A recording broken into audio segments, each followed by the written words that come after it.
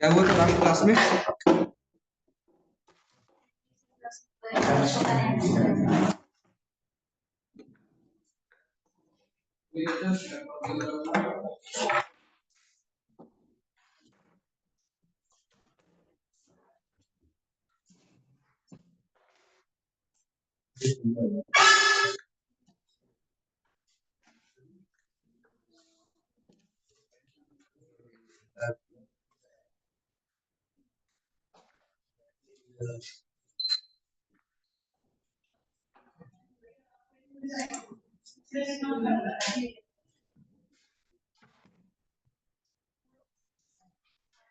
तो कितने लोग उस प्रोग्राम को टाइप करके चेक किए हैं? नहीं किए? काम किया सौरभ? अरे जो मैंने कल कनेक्शन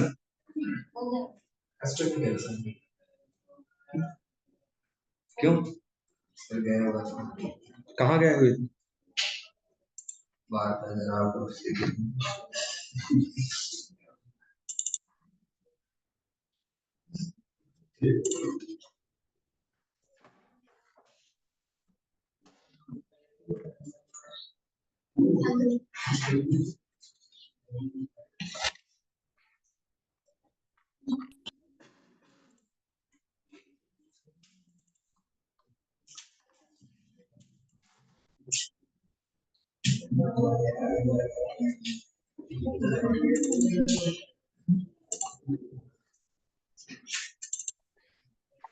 नमक, काला नमक, जीरा पाउडर, गरम मसाला,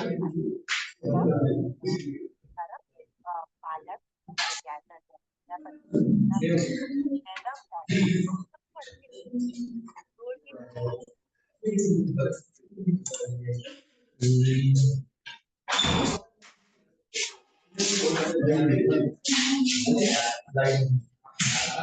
दो बजे का टाइमिंग में 2:30 बजे क्लास शुरू हो रही है, उसमें भी तुम लोग 2:40 में आ रहे हो। तो 2:30 बजे बताया था तो उसमें भी तो 2:40 पे आ रहा है। 2:30 बजे बताया हो मतलब 2:30 बजे क्लास शुरू हो जाए तब तो तुम लोग टाइम से जा पाओगे।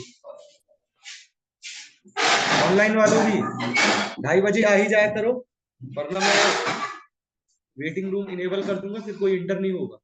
और तुम लोग भी 2:30 बजे से क्लास है तो उसके पहले ही, तुम लोग तो बहुत पहले से ही रहते हो, लेकिन इतना पहले से नहीं, लेकिन कम से कम 10 मिनट पहले ही आ जाए। ये नहीं कि आए हैं घूम रहे हैं इधर उधर, फिर कोई बुलाने जाए मैसेज करने जाए।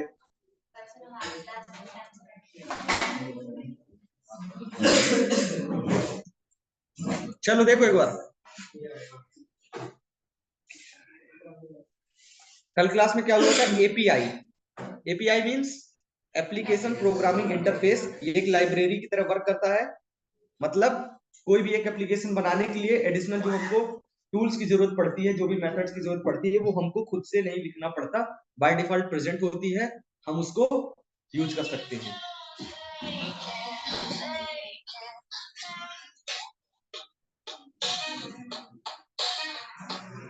हेलो जी, बताएं। क्लास चल रही मैम? क्लास चल रही, क्या कर रहे हैं बताइए। आए ठीक।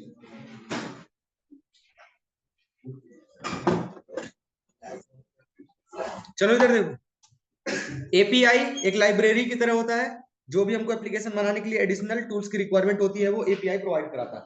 ठीक है, कोर जावा में जितनी भी लाइब्रेरी पढ़े थे वो ये सब थी।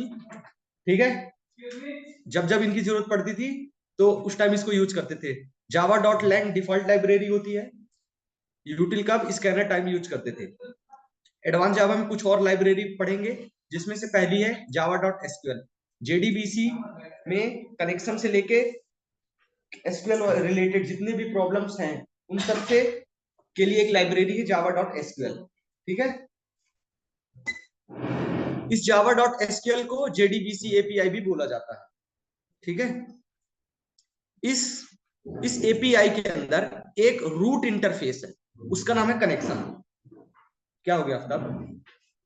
यही चीज उसमें देख रहे हो।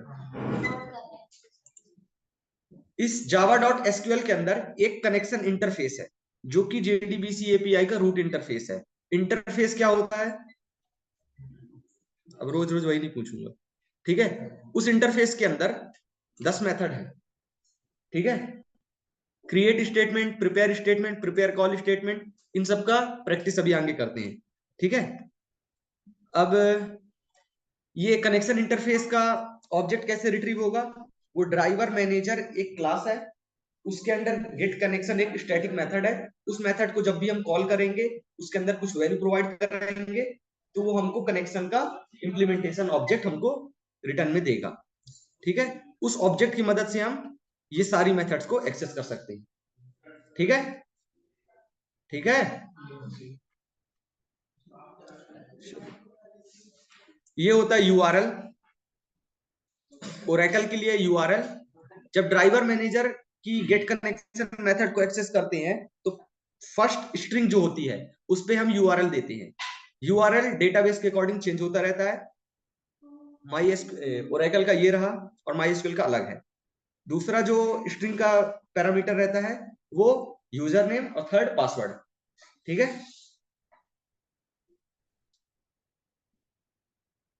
अब कोई सी भी एप्लीकेशन इक्लिप्स में अगर हमको जैसे बनाना है कोई सा भी जेडीबीसी का प्रोग्राम, तो सबसे पहले क्या करना पड़ेगा, वर्क स्पेस ओपन करो, जावा प्रोजेक्ट क्रिएट करो, उस प्रोजेक्ट के अंदर जार फाइल अटैच करो, नहीं तो प्रोग्राम सही भी होगा बट वर्क नहीं करेगा, ठीक है।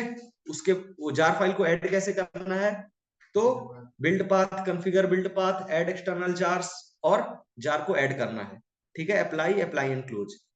उसके बाद एसआरसी के अंदर एक पैकेज बनाओ, पैकेज के अंदर एक क्लास बनाओ, क्लास के अंदर प्रोग्राम लिखो, ठीक है। जो मैंने कल प्रोग्राम बनाया था वो इसमें मैंने ऐड कर दिया है, ठीक है।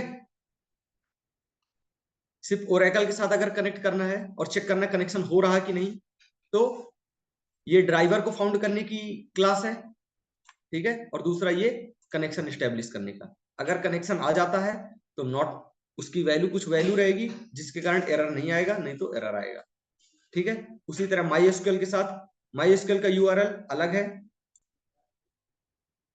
ठीक है।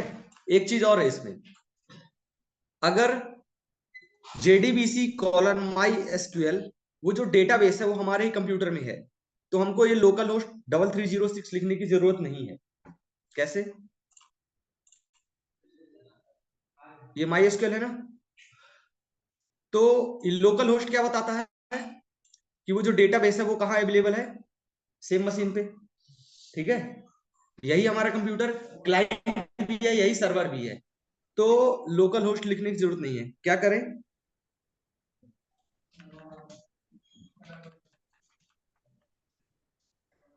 डबल स्लैश की जगह ट्रिपल स्लैश, ठीक है। अगर ये कर देते हैं डबल में एरर आएगा। एरर इसलिए ला रहा हूं क्योंकि तुम लोग ये ना कहो कि कल वाला ही आउटपुट दिखा रहे हैं बार बार। रन किए,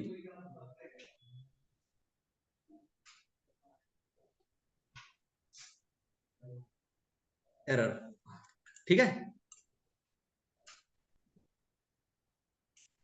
यहाँ पे ट्रिपल स्लैश कर देंगे से, तो उसको बाय डिफॉल्ट वो सेम मशीन पे सबसे पहले चेक करता है। सेम मशीन पे अगर उसको स्प्रिंग डेटाबेस के अंदर रूट यूजर नेम और आकाश ये सब पासवर्ड है तो वर्क कर जाएगा वो, ठीक है। ये कब के लिए है, जब सेम मशीन पे ही डेटाबेस अवेलेबल होता है। अलग मशीन पे है तो उसका आईपी एड्रेस लिखेंगे, ठीक है ना। चलो,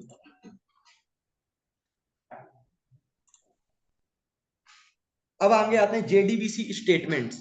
स्टेटमेंट्स क्या होते हैं, statements which specify the action, किस तरह का काम होने वाला है, ठीक है, वो स्टेटमेंट के बेस पे डिसाइड होता है, ठीक है। जेडीबीसी में मेन 3 स्टेटमेंट होते हैं। पहला स्टेटमेंट, दूसरा प्रिपेयर्ड स्टेटमेंट, तीसरा कॉलेबल स्टेटमेंट।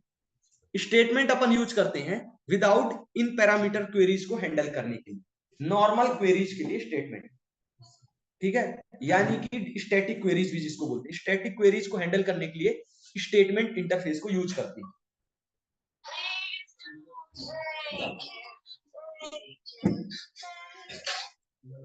सीढ़ी में हूं मैं, सीढ़ी में, सीढ़ी में, सीढ़ी में। स्टेटमेंट इंटरफेस, ये भी इंटरफेस है, इसके अंदर भी मेथड होंगी, ठीक है ना। तो इस इंटरफेस को हम कब यूज करेंगे और कौन सी वो मेथड है, ठीक है, वो अभी आगे 5 मिनट में देखते हैं, ठीक है। तो ये दो मेथड है, एग्जीक्यूट क्वेरी, एग्जीक्यूट अपडेट, ये दोनों किसके अंदर है, स्टेटमेंट इंटरफेस के अंदर। इंटरफेस क्लास की तरह होता है, क्लास के अंदर क्या होता है, मेथड, ठीक है ना। ये ऑलरेडी रिटर्न है क्योंकि ये लाइब्रेरी में प्रेजेंट है। कौन सी लाइब्रेरी में, java.sql लाइब्रेरी में। java.sql लाइब्रेरी के अंदर कनेक्शन इंटरफेस है, वहीं एक स्टेटमेंट इंटरफेस भी है उसी लाइब्रेरी के अंदर, ठीक है ना। उस स्टेटमेंट इंटरफेस के अंदर ये दोनों मेथड हैं। हमको कब स्टेटमेंट इंटरफेस का यूज करना है, ताकि इन मेथड को हम एक्सेस कर सकें, ठीक है ना। इंटरफेस को थोड़ी यूज करते हैं, इंटरफेस के अंदर मेथड होती उनको यूज करते हैं ना। तो स्टेटमेंट इंटरफेस के अंदर ये दोनों मेथड है, तो कब यूज करेंगे वो अभी प्रोग्राम देखते हैं, ठीक है। 2 मिनट्स में नीचे आ रहा हूं।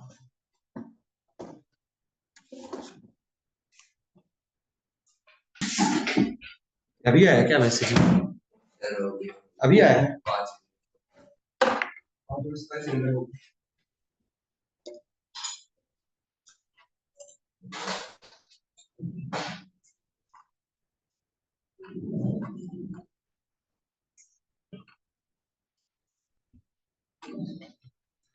चलो, स्टेटमेंट, स्टेटमेंट एक इंटरफेस है, उसके अंदर दो मेथड है, ठीक है।